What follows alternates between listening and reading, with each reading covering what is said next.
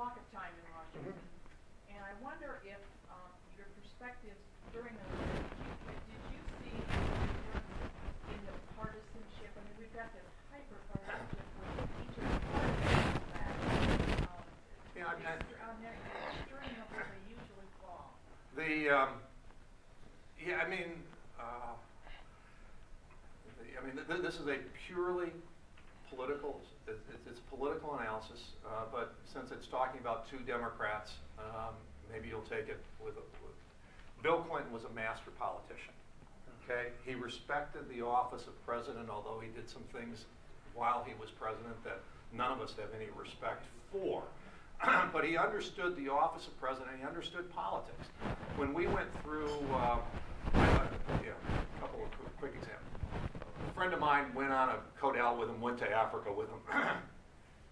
Bill Clinton treated him, like a king, a Republican, conservative Republican. Those two, and so President Clinton knew how to use the office of the president to build political relationships to help him get things done.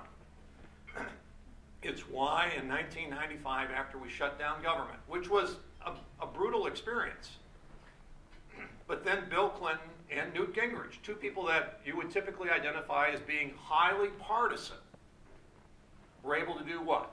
Forge an agreement on taxes that lower taxes. Forged an agreement on government reform, welfare reform, which changed the dynamics of welfare and saved the government money. We did welfare reform, we did cut taxes, we restrained spending. We did all of those, and so we ended up with as much as people characterize that as a very partisan era, we actually got a bunch of things done, and we got great results for the country. We had great prosperity, low unemployment, and we balanced the budget for 4 years. And Bill Clinton brought a sense of political maturity to the office and understanding how politics works. That, I don't think this president does. I mean, what the president did to me here at the battery plant, it was awful. You don't do that as president of the United States. Bill Clinton would not have done that. Bill Clinton would have said, I know Pete didn't vote for this, but hey, Pete, come on up here. I know that if I really need to get something done, I can work with Hoekstra. I would have slinked off and said, no, don't do that, Mr. President. This is not good for me. And he would have understood that 100%. He would have done that, but that's how he would have done it. Same thing. You don't call Paul Ryan to come to your speech where you're going to lay out your vision for America's budget and blast the guy. You just don't do that and then expect that the next day you're going to be able to sit in the room and let's work together and let's work something out. And so, the president sets the tone for the political dynamics in the country. And with Bill Clinton, I think it was like Ronald Reagan had a statement, with Tip O'Neill. That someone went up to, they saw that Tip O'Neill was going to come to the White House that night and do something with Reagan. And they said, man, did you just see what Tip did to you today in the press conference? And Reagan kind of laughed and said, yeah, but that's just politics. We're friends. Bill Clinton would have been the same way. Bill and Newton, they had that understanding of the maturity that, there's certain things that we say in public that we have to, but at the end of the day, we got to sit in the room and we got to work this out and get it done. And I think that's kind of the difference now between what I saw during the Clinton years and what I saw with what I'm seeing in the Obama years. And Bush was somewhere in between. Bush just didn't like Congress, okay? Which made it difficult for him to, with Republicans and Democrats, to reach across that divide. The president sets the tone. It will always appear to be partisan. It's what happens behind closed doors and how you treat each other there that can tell you whether you've got the political reaction. Yeah, no, it's not. Yeah. Yes.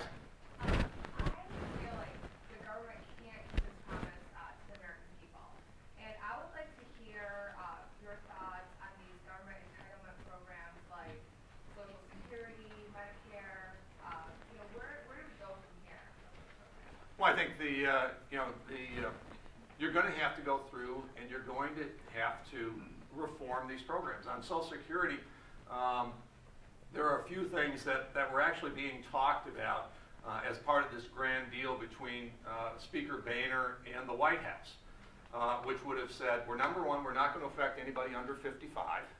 The second thing is for indexing for inflation, we're going to go from, there's two calculations, a wage index and a price index, and they were going to go from the higher one to the lower one, so that the rate of inflation would slow down, and then they were going to, I think, raise the age. And with the 2 or 3 of those changes, you can take care of 60 to 70% of the problem on Social Security.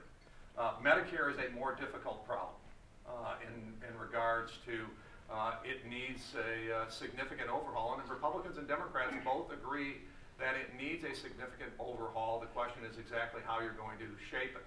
You cannot continue going to healthcare providers, doctors, hospitals, and those types of things and say that when a person walks through the door with a Medicaid card or a Medicare card, we're going to cut your reimbursement. And because all that happens is, number one, you're going to start seeing more doctors and hospitals saying, if you're coming in with a Medicaid card or a Medicare card, we're no longer going to provide you service because we're not even covering cost. The second thing that happens is you also then have cost shifting. For when you're not making the money off of a good portion. I mean, I've got Bill in his congressional district has lots of hospitals and doctors who may have 60 to 70% of their patient mix maybe Medicaid and Medicare. And if they're getting at cost or below cost reimbursement for the services that they provide to those folks, they have to shift those to either private sector insurers, people who are reimbursed by private insurers, or people who come in and pay for themselves. It's kind of like, it's amazing to me that people that pay cash in the healthcare system actually pay a premium. Where else does that happen? You typically, if you walk in and say, I pay cash, they'll give you some kind of a discount. But in the healthcare system, they may be the ones that pay the most.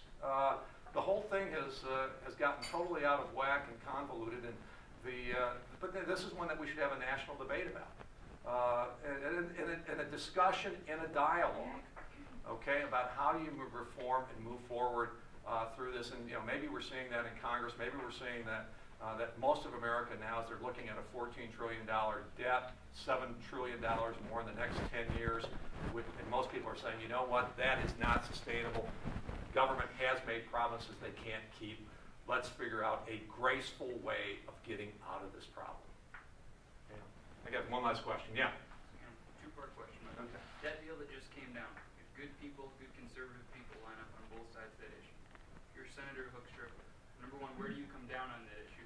And second, with the deal that was handed down, but secondly, if the rating houses come back and downgrade us anyways, does it indicate that it was a bad deal and Republicans got taken for a ride?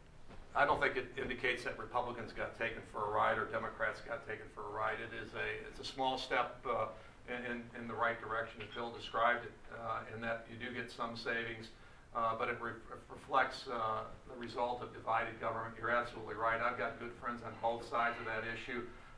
Bill's a great friend. Bill was in favor of it. I talked to Senator DeMint yesterday.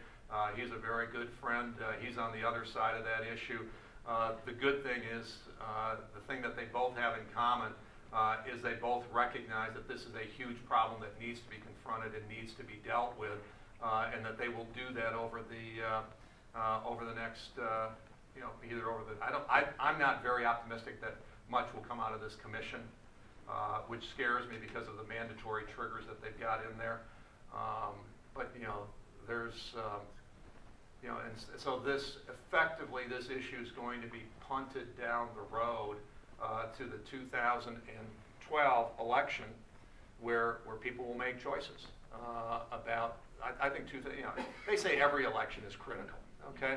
But I think this one really, again, will get to be there because I think, I do think our debt will get downgraded. I think that will happen.